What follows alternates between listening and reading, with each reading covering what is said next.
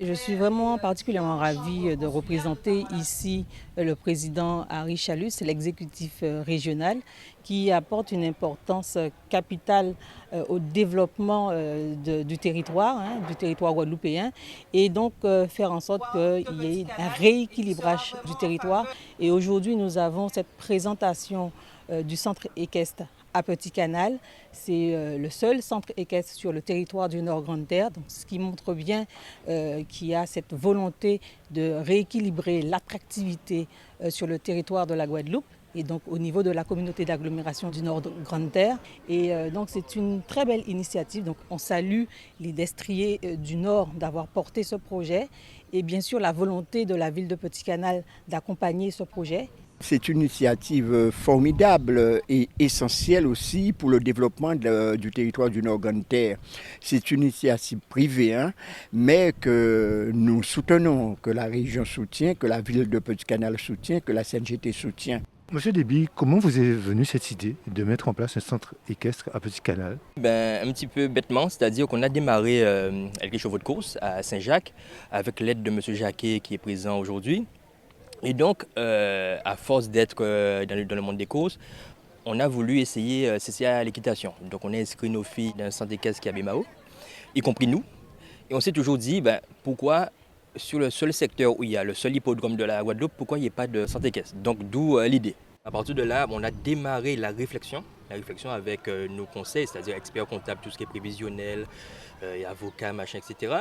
Et par la suite, le projet a mûri, on était voir le maire de Petit Canal, Blaise Mornal, parce que je suis issu de la commune, et le projet lui a tout de suite plu.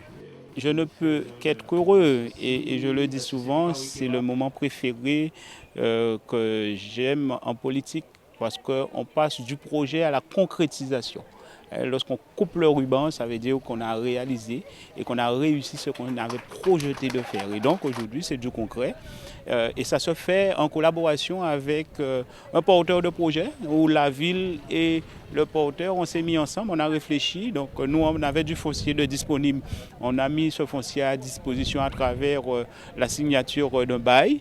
Et aujourd'hui, le projet voit le jour et c'est le territoire qui bénéficie en tout cas de cette belle structure. Je suis enseignante, je suis écuyère aussi, dresseur de chevaux, de la basse jusqu'à la haute école et dans l'art équestre. Voilà, je dresse les chevaux du club et j'enseigne aux plus petits de l'âge de 3 ans jusqu'à 75 ans, voire plus. Il faut savoir que nous avons plusieurs disciplines et qu'on essaye vraiment de chercher à ce que ça soit vraiment accessible pour tout le monde. Que ce soit les disciplines comme l'équitation de travail, le mountain trail, l'équifile, le travail à pied, le dressage, le spectacle en l'occurrence. C'est vrai que les gens en Guadeloupe, on aime beaucoup tout ce qui est spectacle, tout ce qui est festif, tout ce qui est spectacle équestre. Donc on essaye de ramener ça avec les chevaux et les cavaliers et les hommes. Un centre équestre qui va participer au développement économique, qui va participer à combattre le chômage, à réduire le chômage, mais qui va participer aussi à l'attractivité, à l'animation du Nord-Grande-Terre. L'équilibre du territoire mérite aujourd'hui qu'un accent soit apporté à cela. Et c'est dans ce sens-là que nous sommes en train de faire bouger les choses dans le Nord-Grande-Terre, puisqu'en fait, nous avons un territoire magnifique sur le plan géographique, sur le plan climatique, sur le plan de la biodiversité. Nous avons un territoire de l'excellence puisque nous avons la mer, le littoral, nous avons les plaines d'Anse-Bertrand, les plaines de Mornalo, mais nous avons aussi les grands fonds. Donc nous avons un territoire qui mérite d'être bâti, ce que nous sommes en train de faire, tout en respectant l'équilibre écologique et tout en préservant la biodiversité.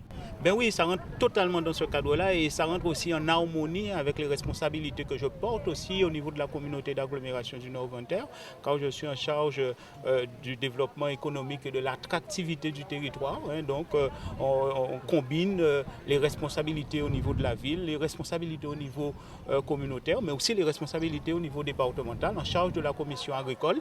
Donc ce sont les éleveurs, les agriculteurs qui vont bénéficier de cette belle structure. Il y a de plus en plus de monde, je trouve, qui veulent vraiment s'initier au cheval Et pas forcément pour partir en concours, gagner des prix, c'est vraiment pour être proche de la bête.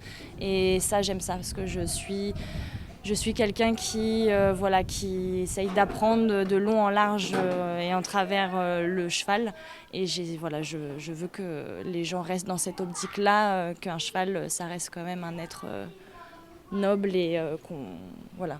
Il faut surtout retenir qu'il y a la création d'emplois, directs, mais aussi indirects, parce qu'au-delà de ceux qui vont travailler ici, c'est le concours aussi d'experts ou de professionnels qui vont apporter, leur expertise pour pouvoir accompagner le porteur de projet, accompagner les animaux, permettre que ces animaux-là soient en bonne santé et que les choses fonctionnent comme il faut sur le territoire.